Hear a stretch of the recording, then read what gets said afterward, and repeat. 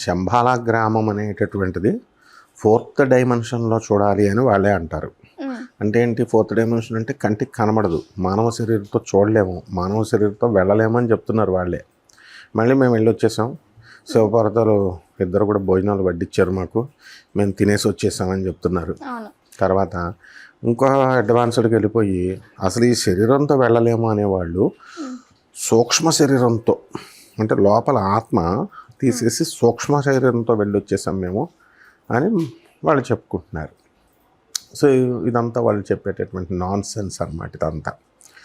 So ఇక్కడ ఏంటంటే శంబాల అనేటటువంటిది ఇప్పుడు ఫోర్త్ డైమెన్షనల్ అని అంటే ఏంటంటే, ఇప్పుడు మనం ఏ వస్తువుని తీసుకున్నా లెంత్, బ్రెడ్త్, హైట్ అంటే డెప్త్, అంటే పొడవు, వెడల్పు, హైట్ కానీ డెప్త్ కానీ ఉంటుంది. ఫోర్త్ డైమెన్షన్లో వచ్చేటటువంటిది టైం అన్నమాట. సో ఈ 4 డైమెన్షన్ టైంని మనము జయించాలి. కాలాన్ని జయించేటటువంటి వాడు ఎవడు? మహాకాలుడు, పరమేశ్వరుడు. అందుకనే ఉజ్జయిని మహాకాళ్యాం అంటాం, మహాకాలుడు అంటాం.